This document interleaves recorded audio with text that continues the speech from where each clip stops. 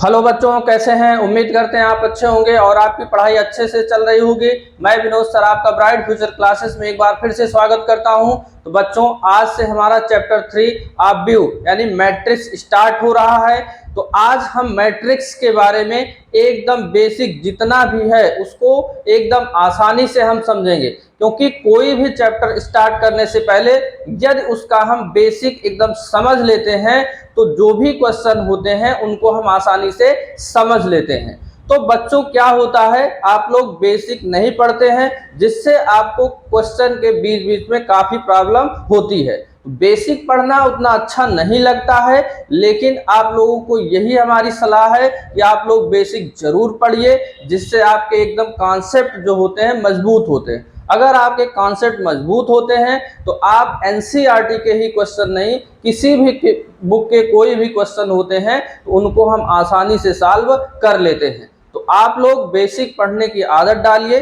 उसके बाद ही आप लोग क्वेश्चन सॉल्व किया करिए। तो आइए हम देखते हैं। तो देखिए, हम ऑब्व्यू स्टार्ट कर रहे हैं आज मैट्रिक्स। तो सबसे पहले हमको मैट्रिक्स के बारे में पता होना चाहिए कि मैट्रिक्स होता क्या है। तो आइए उसकी हम डिफिनीशन देख लेते हैं। तो देखो, इसकी डिफिनीशन क्या है।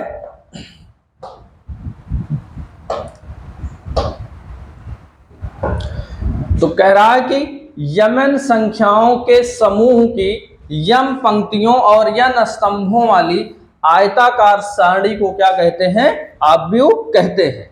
यदि कोई संख्याएं क्या हो, यम पंक्ति और यन स्तंभ के रूप में लिखी गई हो, और उन संख्याओं को हम अगर ये कोष्ठक लगा दें और या ये कोष्ठक लगा दें, उसके बाद जो बनता है उसी को हम क्या बोलते हैं? मैट्रिक्स बोलते हैं। ये आपका बड़ा वाला कोष्ठक नहीं है, ये कोष्ठक अगर लग जाता है वो दर्शाता है कि ये मैट्रिक्स होता है। तो आइए हम एग्जाम्पल के थ्रू देखते हैं। और एक बात यहां से और नोट कर लेना है, जो ऑब्व्यू आपका होता है, ऑब्व्यू अंग्रेजी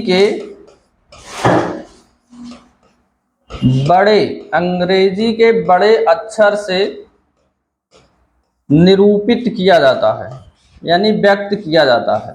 तो जो भी मैट्रिक्स होते हैं उनको हम कोई भी अंग्रेजी का कैपिटल एक अक्षर लेकर मैट्रिक्स को हम व्यक्त करते हैं। तो जैसे हम एक मैट्रिक्स का अगर एग्जाम्पल लेते हैं, A = तो हमको करना क्या है, यहाँ पे ये वाला कोष्ठक लगा देना है। इसके अंतर्गत कुछ संख्याएं आपको ऐसे लिखना है, ऐसे लिख दिए। यहाँ पे हम 5 लिख दिए, 0 लिख दिए, 3 लिख दिए, और ये कोष्ठक बंद कर दिए। तो ये जो आकृति आपकी बनी, ये क्या कहलाई? मैट्रिक्स कहलाई। डिफिनीशन में क्या था? यम पंक्तियां। तो ये आपकी क्या हुई? पंक्ति हुई। यम पंक्तियों का मतलब ये हुआ कि जो यम होता है वहां पे 1 2 3 ऐसे आपके n तक हो सकते हैं। और ये भी आपकी पंक्ति ही है, ये आपकी पहली पंक्ति है और ये आपकी दूसरी पंक्ति है। दो ही पंक्तियां हैं। और ये जो आपका दिख रहा है ये आपका क्या है? स्तंभ, इसे बोलेंगे स्तंभ। तो ये स्तंभ पहला है और ये जो आपका है ये आपका स्तंभ क्या है? दूसरा है। और ये आपका स्तंभ तीसरा है। तो इस मैट्रिक्स में दो पंक्ति और 3 स्तंभ हैं। तो जो पंक्तियां होती हैं उसको हम क्या बोलते हैं? इंग्लिश में रो बोलते हैं। और जो स्तंभ होता है उसको हम क्या बोलते हैं? कॉलम बोलते हैं। तो जब भी हम पंक्तियों को दर्शाते हैं तो उसको हम शॉर्टकट में क्या लिखते हैं? R। पहली पंक्ति है तो R1 बोलेंगे, दूसरी पंक्ति है तो उसको क्या बोलते हैं? R2 बोलते हैं। इसी तरह पहला स्तंभ है तो कॉलम का पहला C लिया गया तो इसको C1 बोलेंगे, इसको C2 बोलेंगे, और इसको आप क्या बोलेंगे? C3 बोलेंगे। तो अब देखिए ये आपकी पंक्ति हो गई, 2 पंक्ति हो गई, ये स्तंभ कितने हुए, 3 हुए। तो स्तंभ को हम n से व्यक्त करें अगर, तो n की वैल्यू क्या होती है 1 2 3 4, यानी कि ये यम यहां पे हम लिखेंगे ना कि n, यहां पे क्या लिखेंगे यन। तो ये आपका क्या कहलाया, ऑब्व्यू कहलाया। इस तरह से जो है वो पंक्तियां और इस तरह से जो है कॉलम। तो अगर आप कभी कंफ्यूज हो जाएं तो आप कैसे इसको याद रखेंगे, किसको पंक्ति और किसको स्तंभ बोलेंगे। जब आप लाइन में बैठते हैं तो क्षैतिज बैठते हैं ऐसे, इस तरह से, तो ये आपकी क्या हुई, पंक्तियां हुई। कॉलम जो आपका होता है, कॉलम यानी कि इस तरह से ऊर्ध्वाधर खड़ा होता है ये, तो ये आपका क्या कहलाया, कॉलम कहलाया। तो ये तो हो गई ऑब्व्यू की डिफिनीशन। और ऑब्व्यू आपका दिखता कैसे है, उसमें पंक्तियां क्या होती हैं और उनमें स्तंभ क्या होता है। तो आइए हम अब देखते हैं कि जो ऑब्व्यू है उसका क्रम और कोट क्या होता है, यानी कि ऑर्डर। तो ऑर्डर ऑफ मैट्रिक्स क्या होता है, तो देख लेते हैं। यदि किसी ऑब्व्यू को यम पंक्ति और यन स्तंभ हो तो m क्रॉस n क्रम का, यम क्रम का ऑब्व्यू कहते हैं। तो अगर किसी ऑब्व्यू में यम पंक्ति हो और n स्तंभ हो तो उसका जो ऑर्डर होता है वो यम क्रॉस n होता है। तो इसको आप m क्रॉस n भी बोल सकते हो और इसको ऐसे भी बोल सकते हो कि m बाई n का ऑर्डर है। तो m बाई n ऑर्डर का एक हम मैट्रिक्स बनाते हैं। तो देखिए कैसे बनता है, ध्यान से समझिएगा कि बनेगा कैसे ये। देखो ये हो गया A11, A11 का मतलब ये हुआ कि पहली पंक्ति पहला स्तंभ। A12, 12 का मतलब क्या हुआ, पहली पंक्ति दूसरा स्तंभ, फिर डॉट डॉट। फिर यहां पे आते हैं तो अब पंक्ति हमारी कौन चल रही, पहली ही चल रही, तो 1, स्तंभ नहीं पता, तो ये क्या हो गया J, क्योंकि कई बीच में डॉट डॉट हुआ है तो तीसरा नहीं है, तीसरा चौथा यहाँ कहीं है, यहाँ हम ले लिए J तक। फिर यहाँ पे डॉट डॉट, पंक्ति हमारी पहली चल रही है तो 1 ही होगा, और स्तंभ कहाँ तक जाना है, n तक जाना है, तो A1n हो जाएगा। इस तरह से आप इसको लिखेंगे। फिर अब पंक्ति कौन हो गई, दूसरी, स्तंभ कौन हो गया, पहला, फिर पंक्ति अभी दूसरा ही है, स्तंभ भी आपका दूसरा है, डॉट डॉट। तो देखिए पंक्ति आपकी दूसरी ही चल रही है लेकिन स्तंभ आपका J वाह हो गया, ये हो गया 2J, डॉट डॉट। तो पंक्ति हमारी दूसरी ही चल रही है और स्तंभ कौन पे आ गए, हम n पे आ गए। इसी तरह से आप आगे भी कर सकते हो। तो यहां पे हम क्या कर दिए, डॉट डॉट।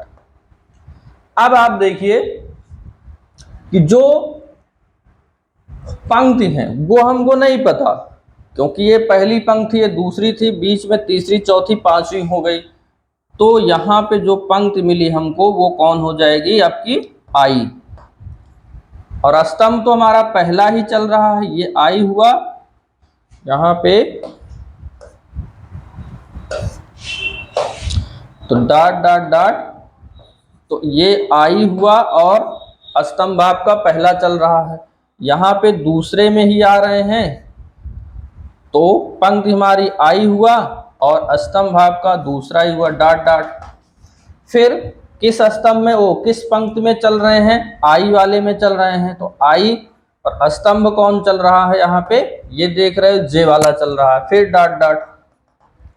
अब यहाँ पे आप देखिए यहाँ कौन सा आपका एलिमेंट्स होगा, तो पंक्ति कौन चल रही है आपकी, I चल रही है और स्तंभ कौन चल रहा है, N चल रहा है। तो इस तरह से अब आप देखिए आगे, आगे इसको हम क्या कर देते हैं और डॉट डॉट कर देते हैं।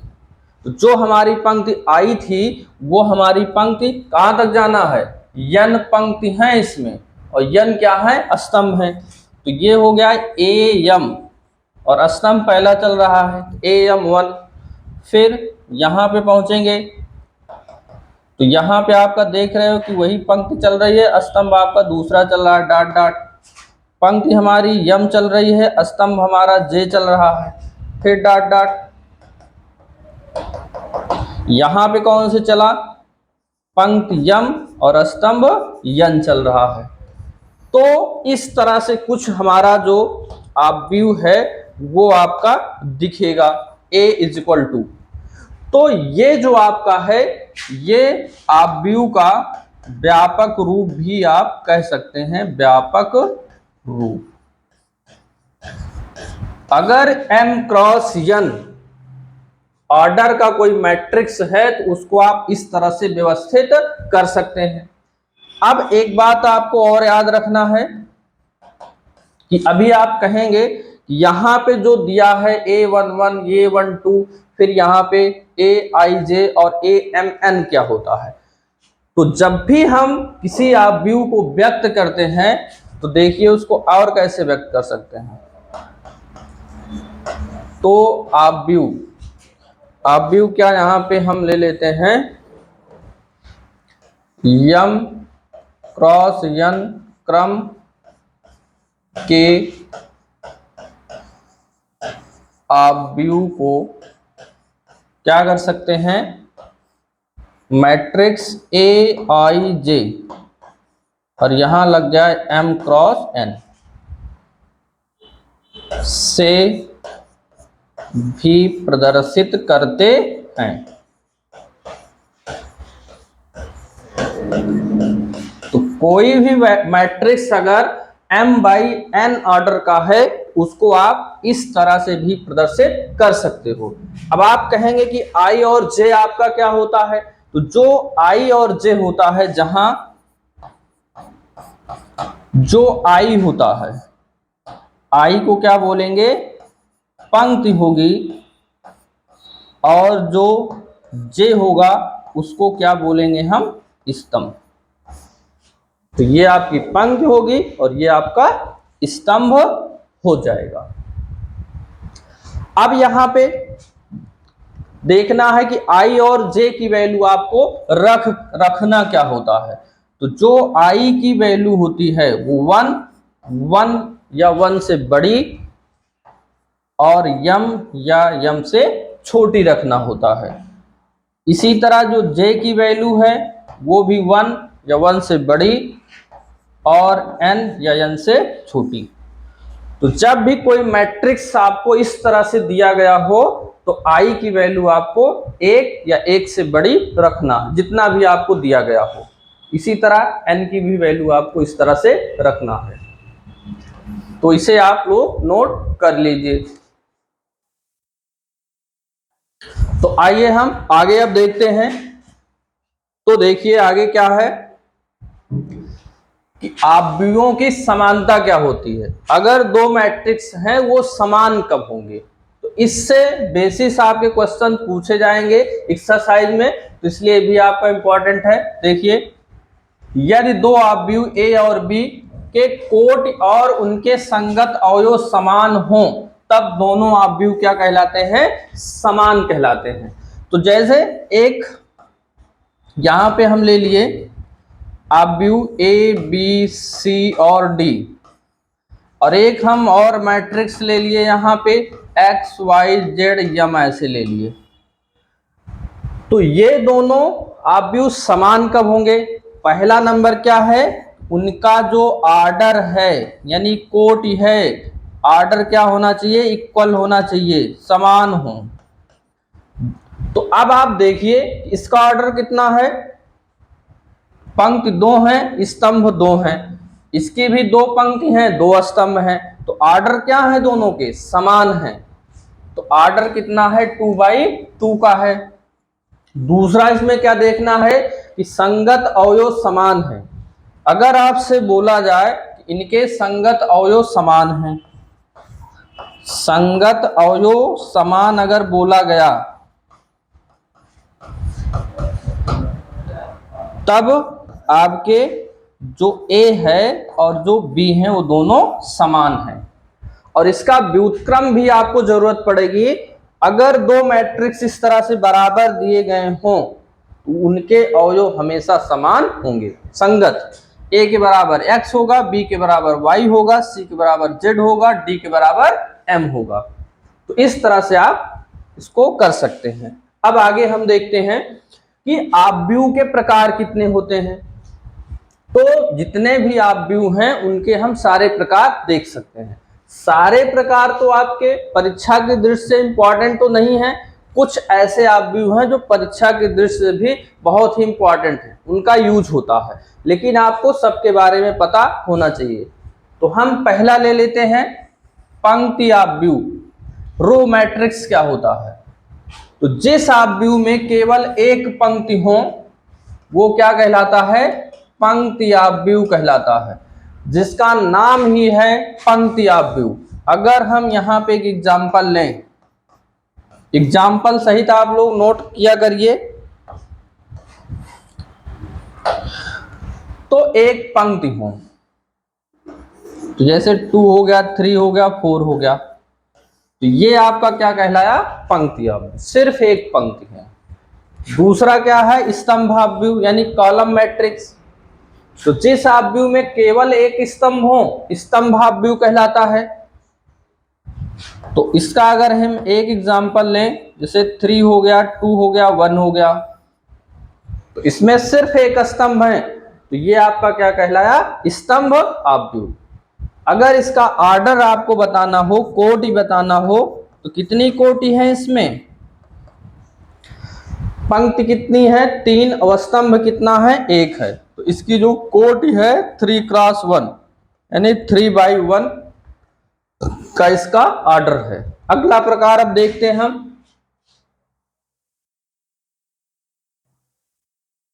तो अगला प्रकार हमारा है क्षैतिज हॉरिजॉन्टल मैट्रिक्स। तो आपको इसके नाम से ही पहचानना है, परिभाषा आप भूल जाएंगे, लेकिन नाम से अगर इसको आप पहचान लेंगे तब आप कभी नहीं भूलेंगे। देखो नाम से कैसे पहचानते हैं। जिस आव्यूह में पंक्तियों की संख्या स्तंभों की संख्या से कम हो क्षैतिज आव्यूह कहलाएगा। तो अब आप क्षैतिज हॉरिजॉन्टल जानते हैं, इस तरह से कुछ होगा। देखिए आप कितना आसानी से आप समझ सकते हैं इसको।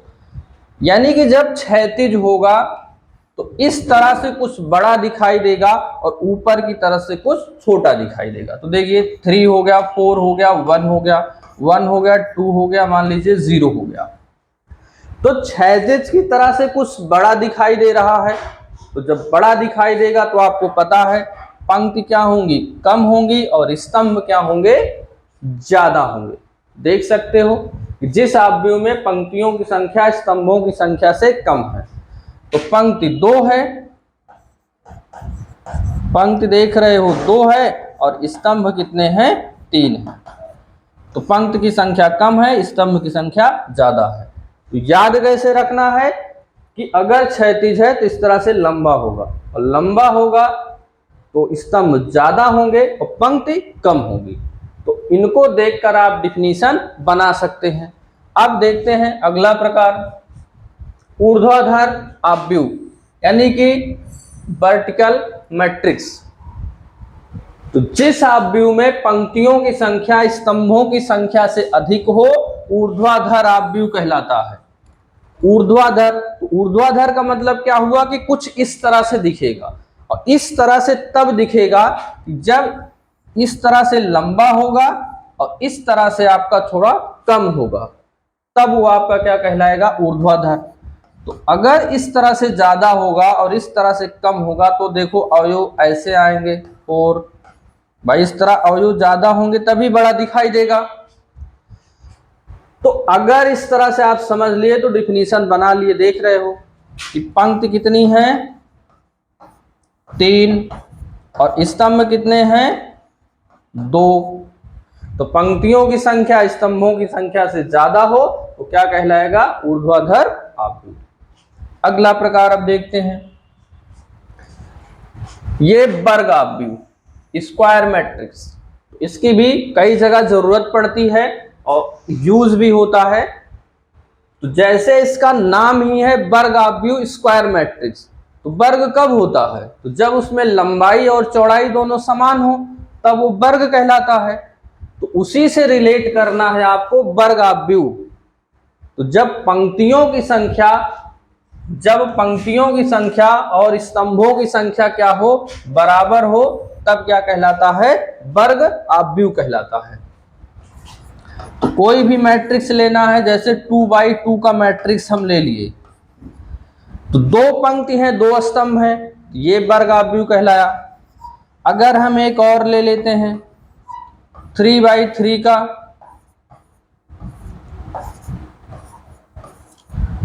तो 3 पंक्ति हैं और 3 स्तंभ हैं, तो ये भी आपका क्या कहलाया? वर्ग आव्यूह कहलाया। अब हम अगला प्रकार देखते हैं, तत्समक आव्यूह, यानी कि आइडेंटिटी मैट्रिक्स। ये यहां पे गलत है। तो तत्समक आव्यूह का मतलब होता है आइडेंटिटी मैट्रिक्स। ये बहुत इंपॉर्टेंट है, कई जगह इसका यूज होता है, तो आप अच्छे से समझिएगा। कह रहा जिस आव्यूह का मुख्य विकर्ण का प्रत्येक अवयव 1 हो और शेष अवयव 0 हो, उसे क्या कहते हैं? इकाई आव्यूह, तत्समक आव्यूह या आइडेंटिटी मैट्रिक्स कहलाता है। तो अब ये दिखता कैसे है? अगर हम 2x2 क्रम का अगर हम कोई आइडेंटिटी मैट्रिक्स लें, और जो आइडेंटिटी मैट्रिक्स होता है, आप मैट्रिक्स तो किसी से व्यक्त कर सकते हो, यानी कि ABCD कोई भी नाम दे सकते हैं, लेकिन जब भी आइडेंटिटी मैट्रिक्स कहीं पे आपको दिया रहेगा तो हमेशा उसको किससे व्यक्त करते हो? I से व्यक्त करते हो। ये बात ध्यान रखना, कहीं भी I रहेगा तो समझ जाना है कि आइडेंटिटी मैट्रिक्स है। तो क्या करना है, देखिए डिफिनीशन बोला कि मुख्य विकर्ण के जो अवयव होते हैं वो 1 होते हैं, बाकी सारे 0 होते हैं। तो पहले हम मुख्य विकर्ण समझ लेते हैं कि मुख्य विकर्ण होता क्या है।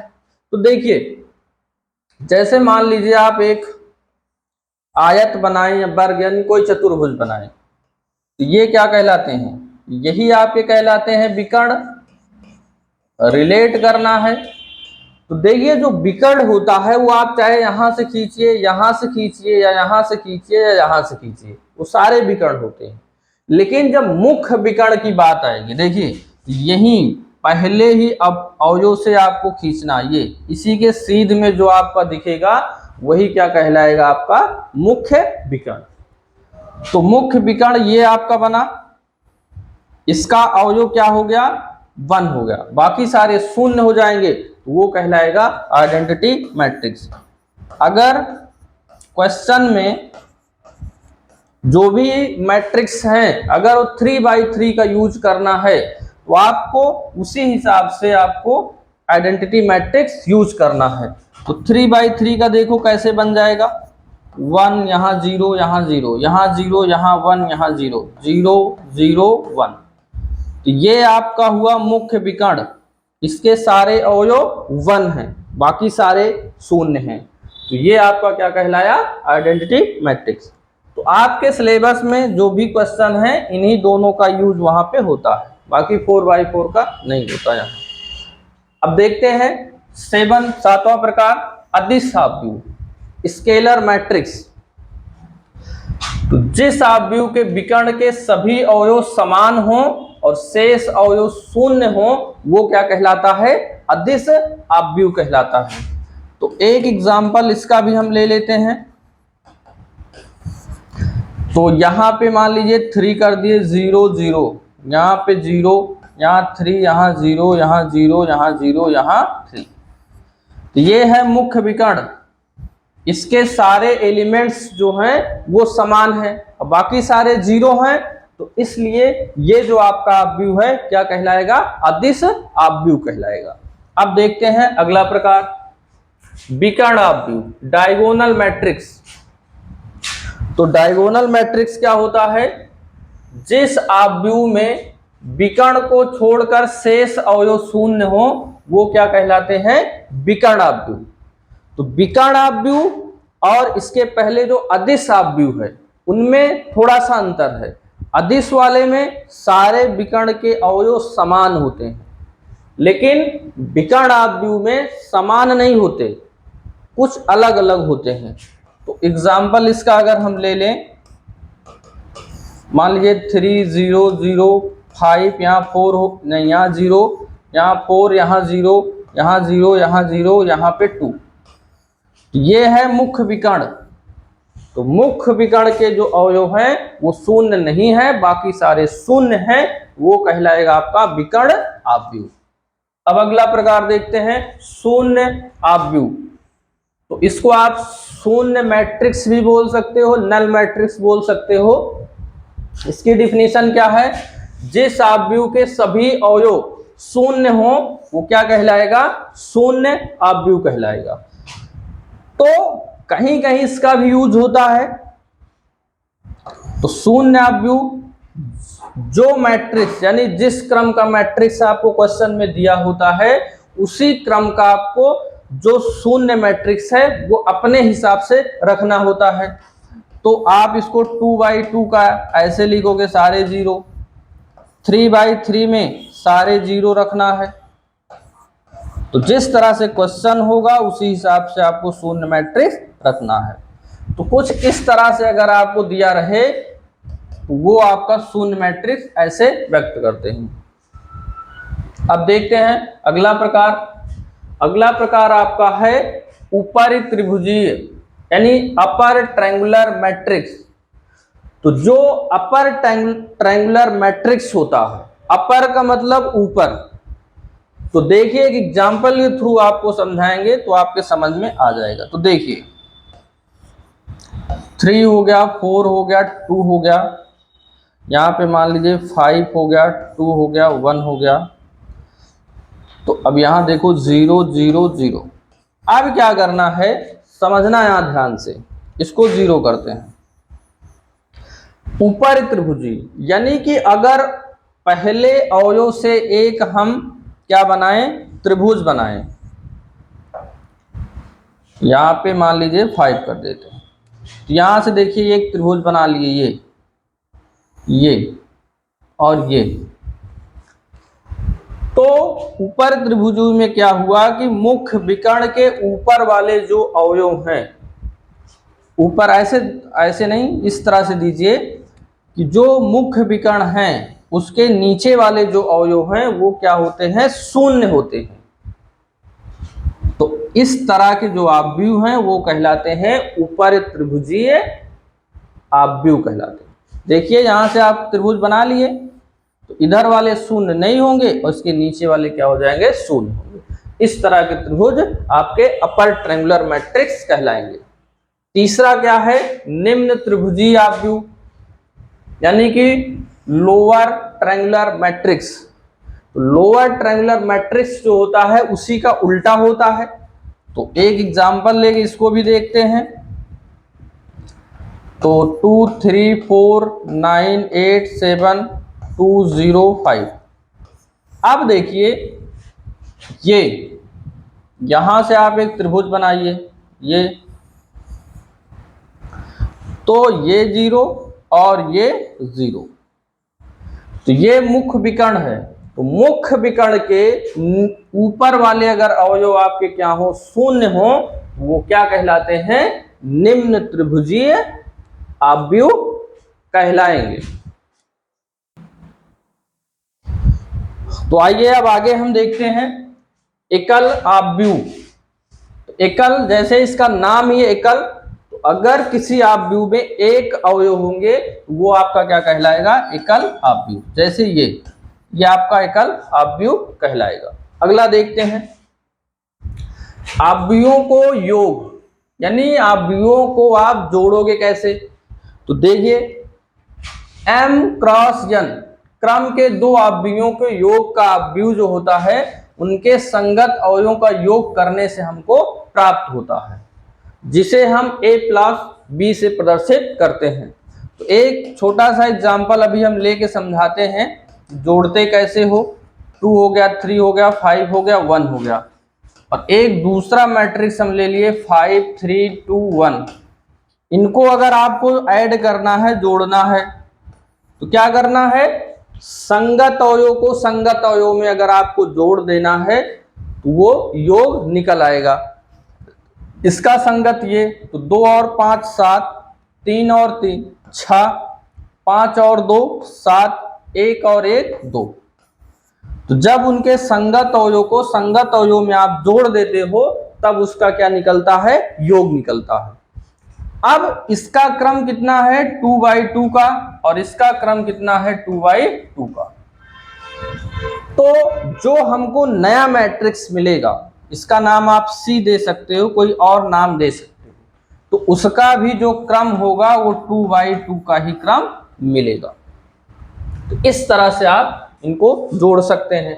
अब देखते हैं इनको घटाएंगे कैसे, कि यम और यन क्रम के दो अवयवों का जो अंतर है, उनके संगत अवयवों का अंतर करने पर हमको क्या होता है, प्राप्त होता है।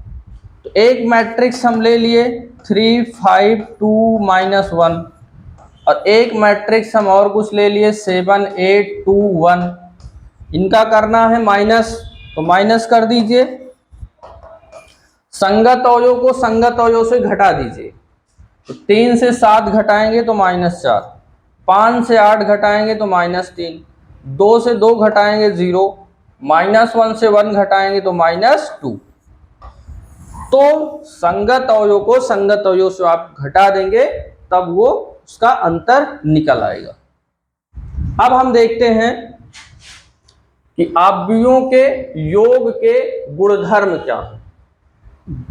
यानी कि जब आप दो अवयव को जोड़ते हो तो कौन कौन से गुणधर्म का पालन करता है।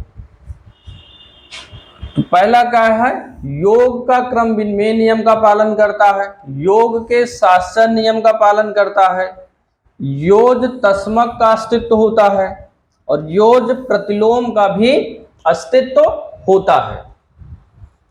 अब इसका मतलब क्या हुआ, जैसे नाम ही है योग का क्रम विनिमय नियम, तो जो अवयव होता है वो क्रम विनिमय नियम का पालन करता है। इसमें योग वाले में, इसको आप बहुत पहले से ये सारे रूल पढ़ रहे हो, क्लास 8 से पढ़ रहे हो। वहां पे हम संख्याओं के बीच पढ़ रहे थे रूल को, और यहाँ पे हम मैट्रिक्स के बीच यहाँ पे रूल को पढ़ रहे हैं। तो A और B अगर दो अवयव हैं, तो अगर दो अवयव हैं तो आप चाहे A में B को जोड़िए, चाहे B में A को जोड़िए, कोई भी प्रभाव नहीं पड़ता है। यानी क्रम बदल कर आप जोड़ते हो तब भी वही आंसर आता है। दूसरा क्या है, साहचर्य नियम। तो साहचर्य नियम में 3 मैट्रिक्स होते हैं, तो हम ले लिए कि A B तथा C 3 अवयव हैं। तो साहचर्य नियम में हमेशा 3 एलिमेंट्स आपको लेना होता है। तो इसका क्या मतलब हुआ कि अगर हम A और B में अवयव जोड़ दिए, उसके बाद उसमें C जोड़े, फिर क्या होता है, अगर हम B और C को जोड़ दिए और उसमें A जोड़ दिए, तब भी अवयव के योगफल में कोई भी अंतर नहीं होता है। तो ये आपका कहलाता है साहचर्य नियम। तो योग में ये पालन करता है। योज तस्मक का अस्तित्व, इसका क्या मतलब होता है कि अगर कोई अवयव A है, उसमें अगर शून्य अवयव आप जोड़ देते हैं तो हमको क्या प्राप्त होता है, A वही मैट्रिक्स प्राप्त हो जाता है। ये तो हम पहले भी जानते हैं कि किसी भी संख्या में 0 जोड़ते हो तो वही संख्या आती है।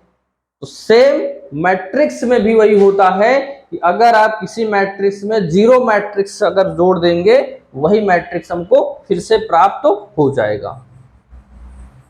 फिर अगला क्या है, योज प्रतिलोम का अस्तित्व। योज प्रतिलोम, प्रतिलोम का मतलब उल्टा। तो कोई मैट्रिक्स A है, अगर उसमें उसका माइनस जोड़ देंगे तो हमको क्या प्राप्त होगा, जीरो मैट्रिक्स। ये भी हम जानते हैं कि किसी भी संख्या में अगर उसी संख्या को घटा देते हैं तो हमको जीरो ही प्राप्त होता है। तो ये आपका हो गया, योज्य प्रतिलोम का भी अस्तित्व मैट्रिक्स में होता है। अगला देखते हैं कि किसी आव्यूह का किसी अदिश का गुणनफल। तो इसका क्या मतलब हुआ कि यदि ए कोई आव्यूह है, कोई आव्यूह, तो ए कोई आव्यूह है, उसमें क्या करना है, किसी अदिश का गुणा करना है। तो कोई आव्यूह है तो k का गुणा करने पर,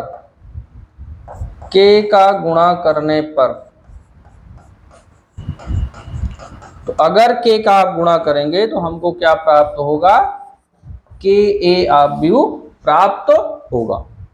तो ये आपका हो गया किसी आव्यूह का अदिश गुणनफल हो गया।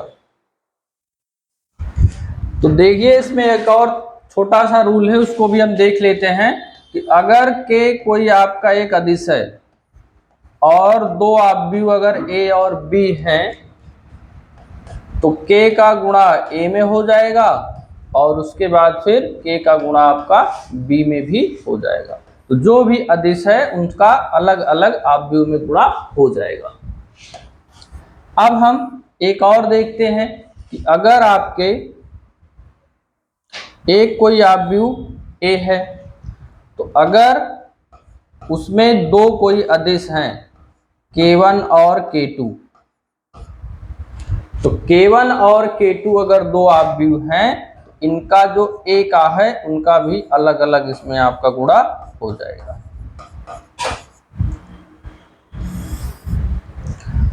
तो इस तरह से हम आव्यूह का और किसी संख्या का गुणा कर सकते हैं। तो देखिए आज की क्लास में इतना ही। तो आज जितना बेसिक था, अभी कुछ बेसिक का आपका बचा हुआ है, लेकिन इतना आप एकदम अच्छे से पढ़िएगा। इसके बाद जो एक्सरसाइज आएगी वो आपके एकदम आसानी से समझ में आ जाएगी। तो आज की क्लास में इतना ही। धन्यवाद।